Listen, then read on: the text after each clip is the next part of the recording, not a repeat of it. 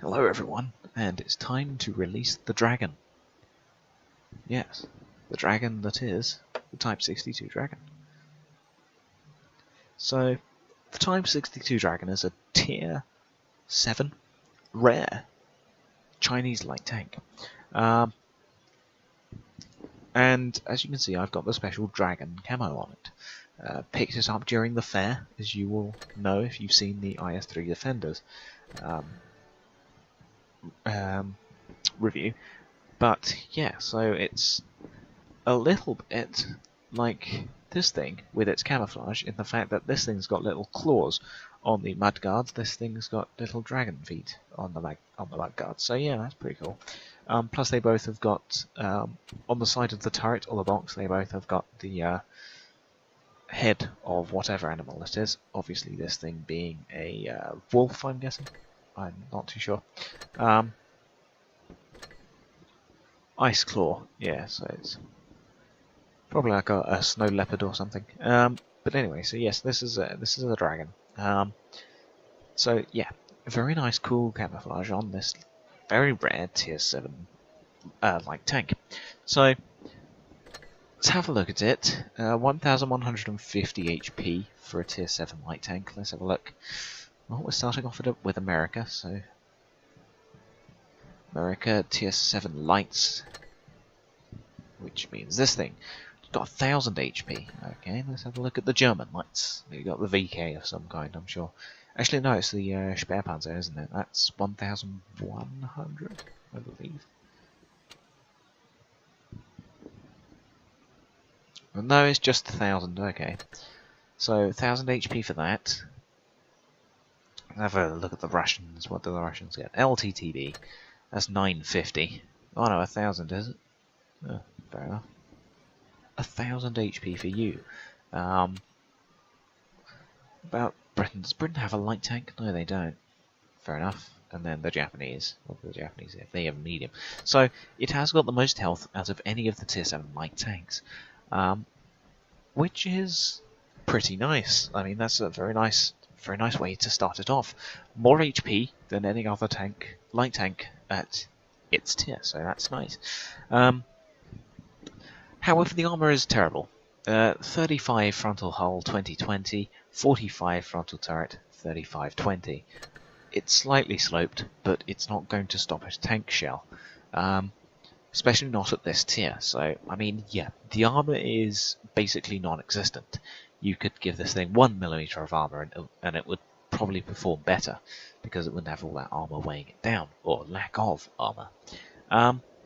So, yeah, it's not armored at all. Anything that hits it will go straight through. Oh yeah, first look at the characteristics. 29% protection, yeah, as you can see, terrible armor. 61% firepower, which is quite nice. 59% shot effectiveness as well, with 83% maneuverability, so very much a mobile light tank.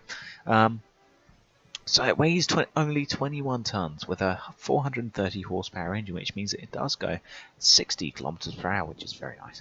Very quick moving tank with a 60 degrees per second traverse with a 51 degrees per second turret traverse, which means that this thing is basically the circle strafers tank of choice, because that's amazing traverse speed and that's amazing turret traverse. I mean, those two things alone makes this thing a very good light tank.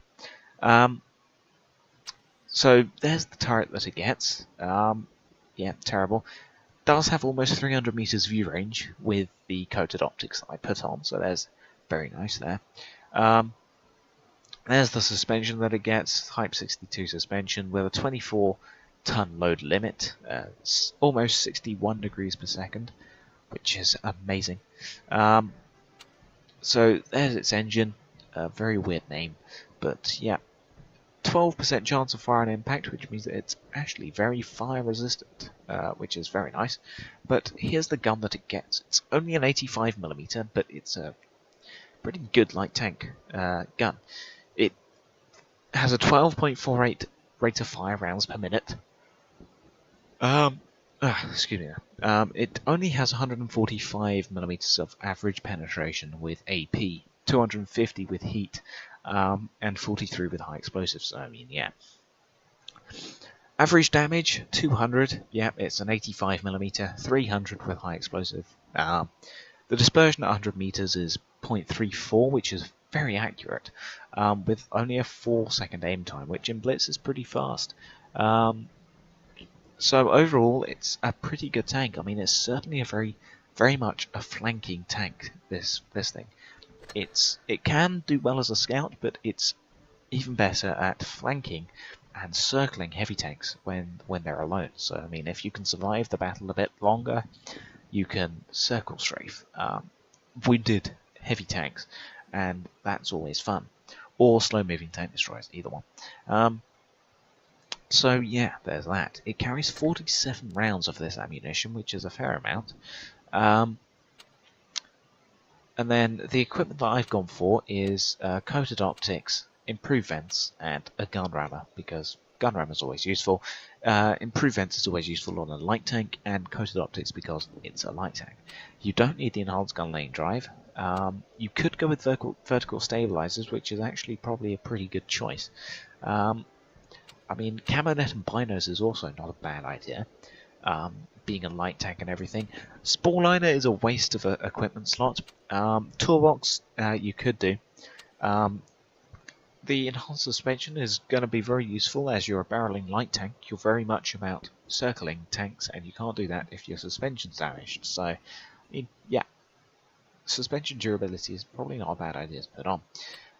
Then you've got the wet ammo rack and the tanks filled with CO2 for 50% ammo and fuel tank durability. So I mean, there's that, and that's all the equipment. So yeah, those are the ones that I've gone with, but there are some good choices here. So depends on how you want to play your light tank. As for provisions, you've got the standard fuel and the improved fuel for +3 or 10% respectively to engine power and turret traverse. Then you've got the standard combat rations or the improved combat rations for +3 or 10% to crew mastery respectively. Then you've got the protective kit for protection of 15% protection of crew from injuries, 10% speed and module repair, 20% fire protection, and 10% ammo rack and fuel tank durability. So all of these are activated automatically, permanent throughout a single battle, so go ahead and stick some of them on if you want. I don't put them on, but I mean, if you wanted to, there you go. Now you've got your consumables. I've gone with the standard repair, first aid, fire extinguisher. Then you've got the engine power boost, 20% engine power for 15 seconds with a 75-second cooldown. Then you've got the adrenaline for +20% load speed, 10% chance of damaging enemy vehicle modules, 15-second duration, 75-second cooldown. Then you've got the multi-purpose restoration pack, which is these three rolled into one. And I mean, if you're using one of these and one of these, go ahead and put one of them on. But if you're wondering why use all three of these when you could just have one of these and then do the same thing, it's because, say you get hit out in the open, your track's blown off and you need to get out of there. So you use your multi-purpose restoration pack. You've now got a 90-second cooldown on your restoration pack before you can use it again. So say that 10 seconds later you get shot and it penetrates and it sets you on fire. You can't put it out because the multi-purpose restoration pack has still got 80 seconds about of cooldown. So you're going to keep burning, which is why I prefer to have all three of these so I can repair my track, and then if I get set on fire, automatically have it extinguished without burning to death. So I mean, that's why I go with these three instead of one of these. But I mean, if you're using that and that, which many people do, and I can understand why, then that's the only thing you can use, which is understandable. So, I mean, yeah. And as for the crew, it's a light tank crew, so I can't dictate what you choose because you have a single crew in World of Tanks Blitz. They master every vehicle, and once they're at 100%, they start training for that tank type, not that actual tank. So I can't dictate what's best to use on this tank because it all depends on what you've otherwise started researching. So I mean, there's that. So there is the Type 62 Dragon, a very rare Tier 7 light tank with a special dragon camo on it. Is it good? I'm expecting it to be. I'm not a particularly great medium or light tank player, especially at higher tiers. Except for the Firefly. I'm quite good at the Firefly, which I like. But things like the Cromwell light tanks, I'm just not particularly great at. So I'm sure this is a very good tank. I'm just not the person to be driving it, but I collect rare tanks. This is a rare tank, so I collected it. I could have picked up a Type 59, but then I thought, nah, don't particularly want a Type 59. I prefer this thing, which gets us really cool camo. So, yeah. But anyway, so there's the Type 62 Dragon. So thank you for watching, and goodbye.